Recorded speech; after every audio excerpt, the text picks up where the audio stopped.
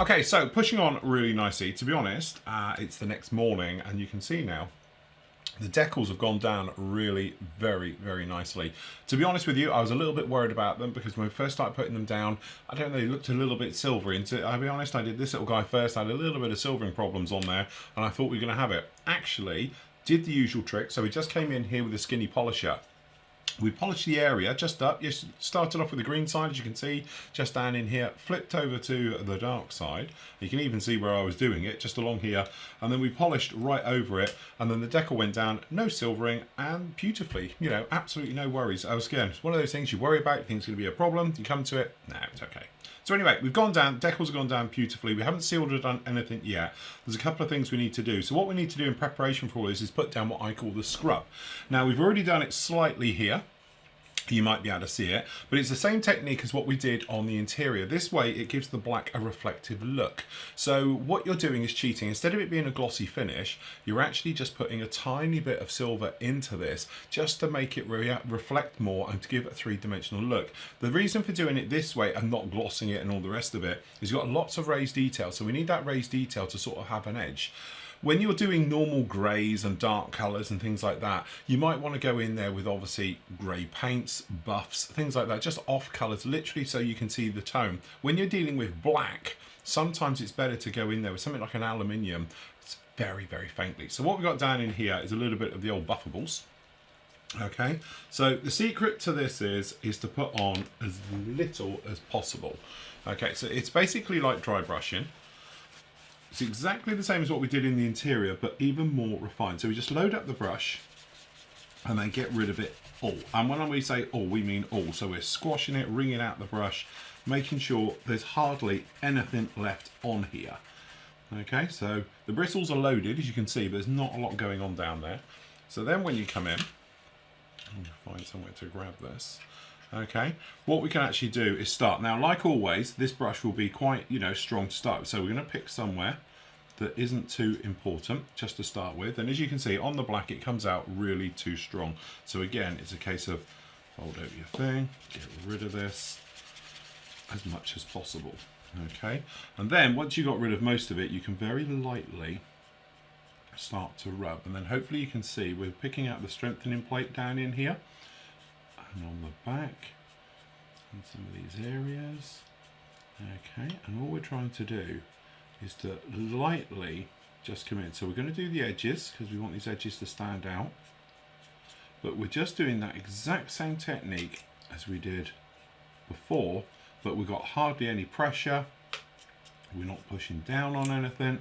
We're just trying to cause a little bit of wear and everything else. Now, don't be too alarmed if it comes through a little bit strong at the moment, because obviously what we're going to do is put this, a wash over this, yeah, and all that good stuff. So really this is just artificially making a highlight. Okay, so this is just to, and you can start to see it in now, give it that sort of heavy look. So we're trying to get rid of the plastic look, and this is a great way of doing it. So down here on the tail, good example, we're just going to brush very lightly over this.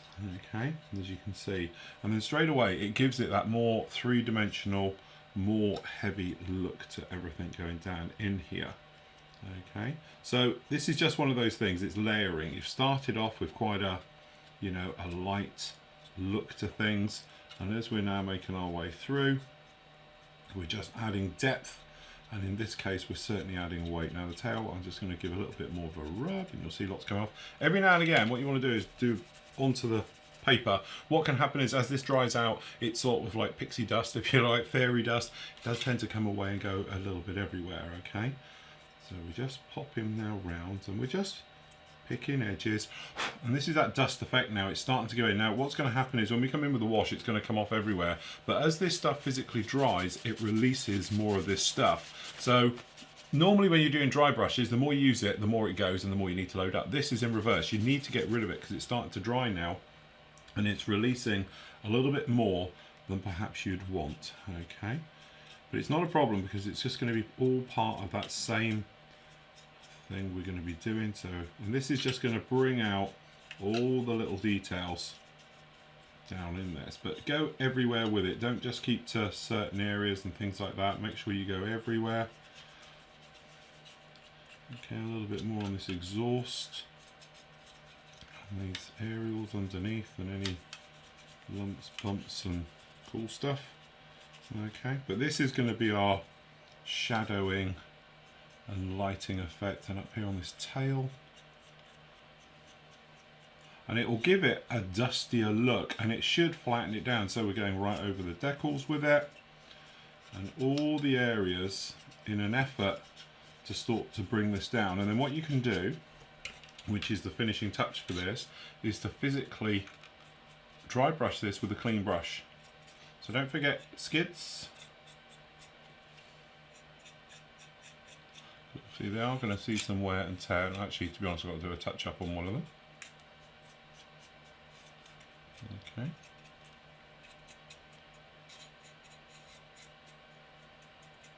But it is a great way of just adding depth. And with blacks and all these colours, although they're fantastic and they're great, they're a bit of a nightmare until you get some depth into them, because everything just looks so awkward and like a brick and all these things. Okay, so remember, over the tops of your decals,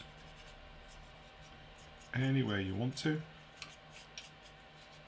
Okay, actually coming along quite nicely with all of that. Alright, so now when you look at it, we'll just keep this to one side. Hopefully you can see it's got more of a flat, heavy look to it. Okay, and that's what we're trying to achieve with this. So then you can come along, take a nice clean brush, okay, exactly the same technique, and then what we're going to do is just going to brush it. So this will get rid of the dust, pixie dust, fairy dust, whatever you want to call it, because you don't want to have it going everywhere. You can obviously airbrush this off, but also it will mute it back down. So if you've got any areas where it's a little bit strong, it'll just knock it off a little bit. But really you're just trying to get rid of the dust, because you don't want that dust being pushed around all over this. Okay. And tops. Okay, and the front. So what you're trying to do is just mute everything down, and hopefully you can see now it's just getting that, it's there, it's three-dimensional, you can see where it's going on, but now it's got a lot more of a heavy look. So really it's exactly the same as what we did to the interior. Okay, it's nice, it's very straightforward. Biggest secret though, with all dry brushing, minimal amount of paint on your brush, and then obviously very light strokes. So you're not trying to carve in, you're not trying to scrape those edges, it's just laying it and lightly buffing over it. It's better to do 100 passes and gently bring up your colour than one that's too heavy. Okay, and then just remember, because it is technically a pigment, it's going to dry, and as it dries it gets more dusty, so that way you need to clean out your brush just like we did there right the way through. So exactly the same for the rotor head, that's going to get all that business. Exactly the same, and I've already done it down here on the rocket pod. A little bit of chipping work and things down on there. To be honest, it's just where it's been dry brushed, so that's looking okay. Now next thing up is obviously the ammunition feeds. We've done the guns, as you can see down in here, they're looking absolutely fine. To be honest, I had a little bit of a rub as well, so they're all ready to be fitted, but we do need the feed. Now you get way too much, in fact you've got another one down in here, so as you can see all we do is bend one round, and to be honest we just used two great items for this. One is a cotton bud, so we just literally put it around a cotton bud, so you can just put it onto here, okay, and then you can just literally wrap it round, and that will give you bends like that. Or if you want something a little bit bigger, we use one of these guys, and that way you can do the bends that come up and all these different things just by wrapping it around a paintbrush. And then to be honest, we've already sized this one up and it's ready to go, and this is for the Gal, the big one, the big 50 BMG. And then to be honest with you, we've got two more for the smaller 7.62s. These are the feed chutes, and all we've done with those is we painted them black, and now we've painted those black. We'll do the same with this guy as well. Then we will dry brush those, and then obviously they can be fitted in probably before the guns, only because it's a handful to get them in. And the way that these are going to go is these are going to have to be fitted from the bottom coming to the top, so it's a little bit fiddly in here, but they're going to come underneath here, feed underneath like that. They're going to come up, they're going to go into these containers, and then to be honest it's on the other side. This one does exactly the same, but it goes to the outside, so this is why it's hanging right over on this particular one. Okay, so this one, it basically comes along and it is going to feed in just like this. Okay, so it hangs over the side for the feed in, and we've done the ammunition feed, comes up the top. It needs to be painted yet, but I thought I'd show it in brass steel because it looks very cool. It looks way cool in the brass colour, but that's actually how it's going to fit on there, just like that, and that's going to go in. So when you're looking at it from the front and the underside, it's going to feed underneath just like that. And this little guy, same thing, he's just going to come up in here and it goes in on the underside of it, so it's feeding just like this. And then you've got this other one in there as well. All right, so that's going to go in. They're both going to glue on the outside just like that. So again, we're keeping those a little bit safe, but to be honest, we've got to do some washes, a little bit of pigment work, things like that on there to get those going just like that. So next step up for us, we're going to use a tiny little bit of pigment, and we're just going to cause some little bits of dusting work, things like that, really just to give a little bit of grime and a little bit of thing. Some more detailed painting, so we might do some wear and tear, a little bit of dry brushing techniques in a sense right the way over it. Washes, because I'm trying to make this a dusty bird, I'm probably going to use some little bit of clay washes, things like that, but very sparingly, because again, it's a dusty environment, it's a helicopter, they're not going to get muddy in this type of environment, so that's what we're trying to sort of recreate with this one. But so far, so good. Okay, so next up, we're going to give this a little bit of a pigment scrub. So because we're on black, I don't want to go with like light sand, because light sand's going to stand out really, really strong, and I think normal sand will as well. So what we've got down in here is dark sand and dark earth, and what we're going to do is make a mix of the two. Okay, so we've got obviously the sandy colour, you can see, which looks great, but it's a little bit probably too light for this. So I'm just thinking maybe we'll just try and make something up. So we don't want a massive brush for this, but we do need something a little bit to flick it round with. So I'm looking just for an older type brush, really. Just like that. Okay, so what we're going to do, just going to take a generous dollop of the earth. Now, always have too much, but it doesn't matter, you can always make a little bit more up. Okay, so that's one down in there. Okay, I'll just flip that off, and then sand. So we do 50-50, just see how we get on. Now, it's not going to mix as in the true sense of mixing, but what you're going to do is come up with a sort of hybrid colour of the two particles together. The only time this is going to mix properly is if you introduce a liquid to it and everything else, but it's going to be one of those ones where it will sort of give the illusion of. Okay, so we're just going to come in. But again, don't forget, we're factoring in the fact that this has got to go onto well, basically black, and black's going to be strong. So what we're going to do is put it onto the paper towel, and that way it will just blend the colour, and we can use this as your palette. Okay, so we're just putting some on there. That's actually, and then when you brush it around, you'll get a better idea of the colour we're going to get, and this is the colour we're going to get. And when you look at it on here, you can see it's totally different. All right, so just be mindful of that. Now, when you're doing any type of pigment work, you've got two ways of doing it. You can go in as a dry, okay? So this is what we're going to do here, and we're just going to dust it into areas, put it into cracks, things like that. Then we're going to go with dry brushing to take it all off where we don't want it, and it gets left then in just the finest details, which is great for a fine effect, very gentle effect, something else like that. If you wanted to use it probably a little bit more in the armoured role or heavy weathered, then you might want to actually put down a bit of enamel thinners. So enamel thinners is sticky, so when you put it down like a traditional thinner, it might just evaporate. Enamel thinners actually is a little bit sticky for a while. It takes quite a while to dry. It can take days, even weeks to dry if you've got too thick a coat on there. That's great because the pigments stick to it and grip and hold on for dear life. But in this particular case, for what we're going to do on this, we want it to be more of a light type of weathered effect. So what we're going to do is just pop these lids on, because I don't actually like working with pigments. This sounds funny, but I find them messy and a bit horrible. So we'll put that there. Okay, then we'll grab our helicopter. And we're going to start on the bottom. So we're just going to grab some of this pigment, and we're just going to brush it around very, very sparingly and lightly. And as you can see, it's going to cover. Now it's going over a flat finish as well, so it's going to get caught in all the little textures and nooks and crannies and everything else like that. Okay, so that is literally where we go. So it's on there just underneath. And then what you do, you can come along with pretty much a decent brush. This one probably will do. And we're going to start to take it off. Okay, so what we're going to do now is just going to wear in. So what it'll do is a little bit like the old makeup trick.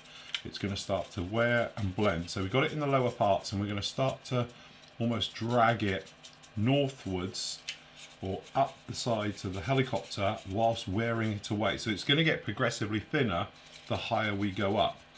Okay, so we're just going to take it off from under here. Okay, we've got it loaded onto the brush, and we're just going to take it up. And again, it's like a pigment scrub rather than anything else. So it's going to have that illusion, but you just need to keep going with it right the way up. Okay, and then right under here. Now if you find you've got an area where it's a little bit sticky, and I'm having to be very, very careful down here in the aerials area, so go with the direction of the aerial so you don't snap them off. Now these, once they're in, get quite busy and they'll hold on quite tightly to the dirt and everything else that's all going around underneath here.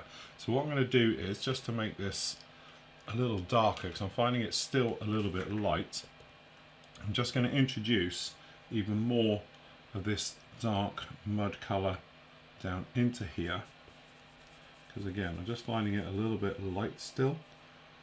So I'm just going to pick up perhaps just a little bit of here.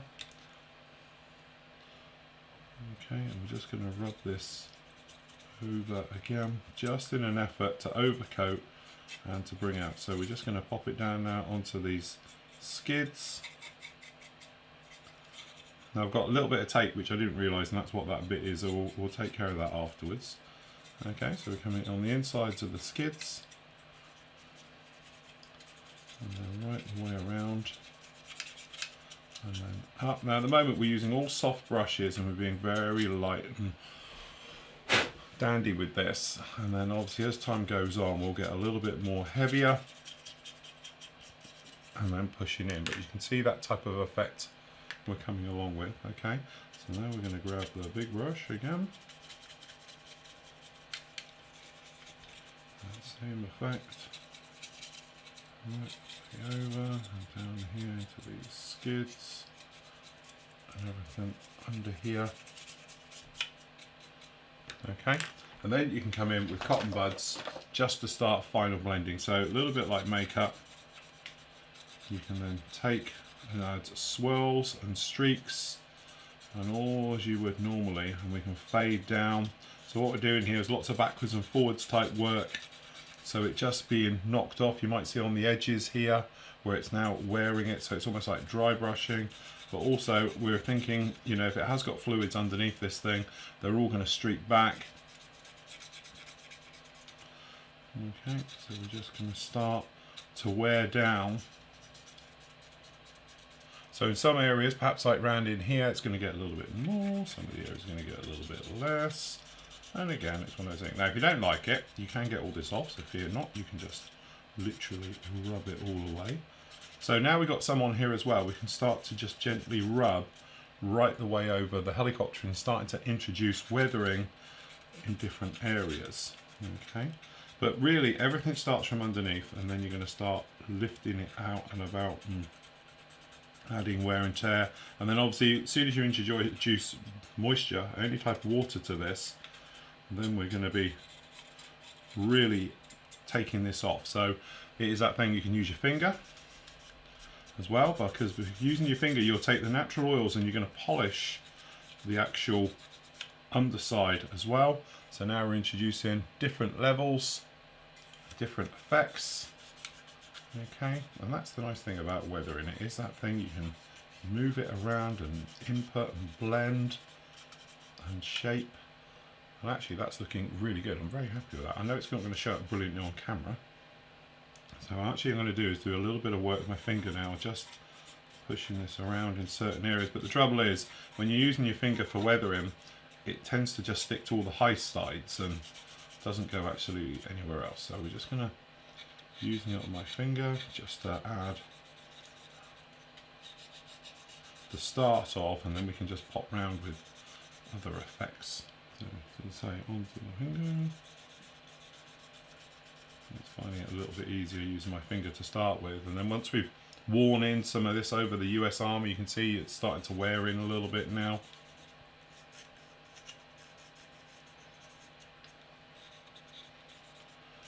Okay. And then on these skids, you can see it's a little bit where we put it on with our finger. We're just going to blend it now with a brush just to push it around a little bit more.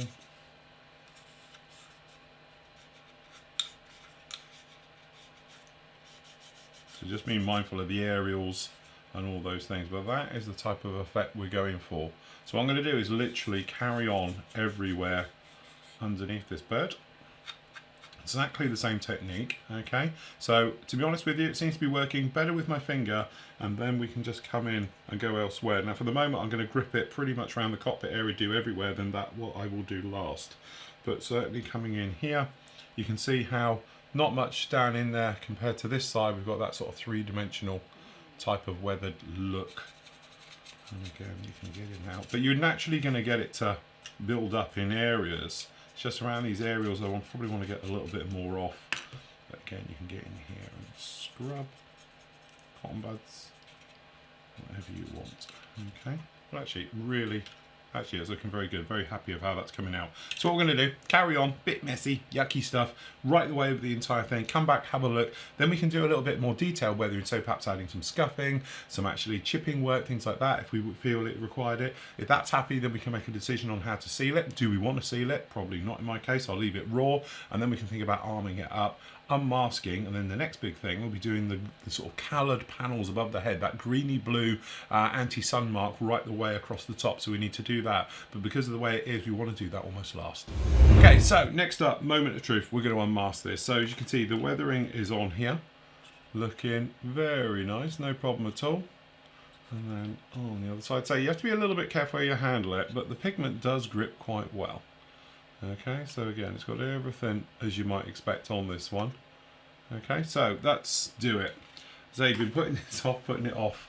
You can't put it off any longer. Now, if you have done a lot of paintwork on your model, what you want to do is actually scribe where your masking is. What this will do is stop it from peeling, okay? The other way to do it is always peel away from the edge, as in, so down on here, if you was to be peeling this one off, you want to go that way, not towards you, because otherwise it might peel any framework with it.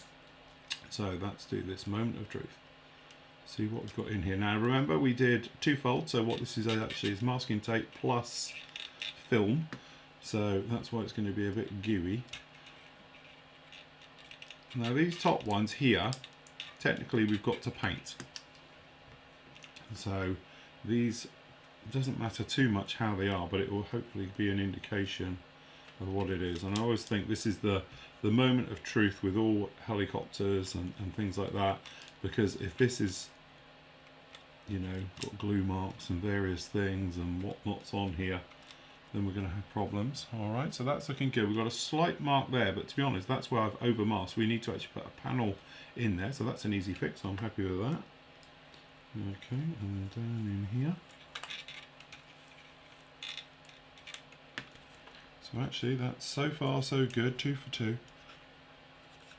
Let's try the bottom one. This is the moment of truth one, to be honest, because it's on a complex curve.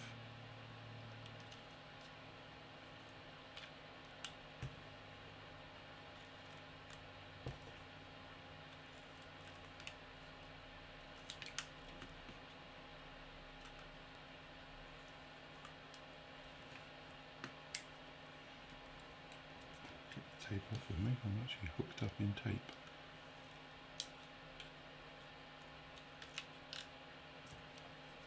So that one there, I made a bit of a faux pas because I forgot to cut it. But again, that's an easy fix because we can just go back in and touch that up. But in theory, you didn't want that to go all the way underneath. So that's just going to be a simple touch up. Okay, around the front.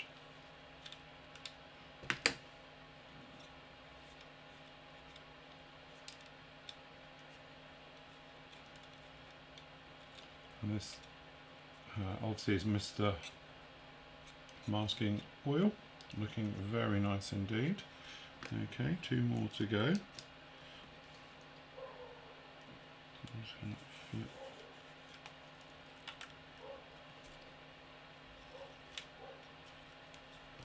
Actually, that's looking really very nice indeed. Lucked out with this one, and again I think that's power to us taking a little bit of time with the glass work on the front there to make sure that's in, but actually that's turned out absolutely beautiful. The only thing is, again, I've got a mist mask under here, so what I'm going to do is remask this and run a bead of paint just down in there, reweather, and then obviously what we need to do is put a little bit of pigment over the glasswork once we've done up here, because these two top ones need to be coloured yet. But actually that's turned out a lot better than I thought it was. That's actually turned out really, really nice. So we've still got a few things to do in here. We've still got to put the control yokes in, various things in there down like that. But actually, I am more than happy how that little guy has turned out with no real problems at all with that glasswork. Because again, helicopters and glasswork is always going to be the issue. So there we go, really nice. So what we're going to do, have a quick tidy up around here and all the rest of it, get rid of this pigment because it's horrible, and and then what we're going to do is the clear stuff on the top. So we're going to make a mix up. A little bit of clear green probably in there, maybe a little bit of clear blue just to tint that canopy, so obviously the pilots don't get, well, sunning and looking in the sun and all the rest of it. It's why they do it. Once that's done, what we can actually start to do is put it all together. Once it's all together, then we're going to go around to a little bit more detailed weathering, so maybe some chipping, some scuffing, various things like that. But actually, considering it was always the moment where you're like, oh God, I hope that's okay, that's turned out really well. Okay, so haven't done the glass yet, but we've been putting the guns on because they're fiddly as hell, and yeah, a few little headaches doing that, but I can show you what we've done. Again, really tricky to pick this thing up now. Okay, so skids, always a good spot. You can probably see down in here we started the ammo feed tube. We spoke about it before and we've bent it up. The one is in there behind it. You might be able to see, don't drop it. This one down in here. So we've got the ammo feed and we've got the one coming around and going in just like that. Trouble with photo etch is it's so fiddly, isn't it? You crush it, you're trying to pull it apart and everything else. I have made a small dent in here. I'm not happy with it, but I don't think I can fix it. Because the thing is, as soon as you start wiggling photo etch by its nature, it will snap and fall apart. So I think we're going to call it quits there. On the other side, you can see we've got the gun and we've got the tub coming up there. To be honest, I have cut it a little bit short. I'm not sure. I have got some extra length. I might actually just redo that one, pop another one down in there, just like that. But that is in there. So we got both the 7.62 miniguns fitted each side, and now we've got the GAU big 50 BMG on the side there like that. Okay, so that one's in. So last up really is the rocket pods. So I had to put in the little sway braces that's on the side, and getting these to line up can be a little bit fiddly. So what I've actually been using is just grabbing myself a drill bit that's not covered in super glue. Okay, and just making these slightly bigger just so they fit in there quite nicely, because they are a little bit small. And the thing is, when you're putting in the sway braces, it's just trying to make them all fit. So just a couple of twists, that's those in. So we got these with the no step marks on there and everything else just like that, and then hopefully this will just come up and will fit very nicely into those holes, which they do. Okay, so what we can do, we've got down here some extra thin super glue. Now people often ask about the difference between extra thin super glues and normal super glues. Extra thin means it will run everywhere, so just be careful where you use it, because capillary action and everything, so it can be a little bit of a headache. But the great thing with it is though, it dries incredibly fast. So the thinner they are, the faster they dry, and the less hassles you have. So making sure you're up and it's squared in and it grips almost instantly, finishing our gunship platform off there just like that. So it's looking very much the part now. Very happy of how it's coming together. So we're going to paint this tracking, to be honest, black, flat black, and then obviously we just come in and dry brush that, give it some shine and some sheen and everything else. So that completes that was on there just like that. You might notice as well, we've also fitted the tail rotor on there. Again, it's very much a weak. What I'm probably going to do is come in with a little bit of PVA glue, just run it around it once it's dry, just to give it a little bit more grip and a bit more bite on there. But you can see we're really coming to life. But what we're going to do now, paint up that actual ammo feed tube or chute, get that one sorted, make sure it's in there nice and tight and everything else. And next up, we're going to actually do the glass work on the top.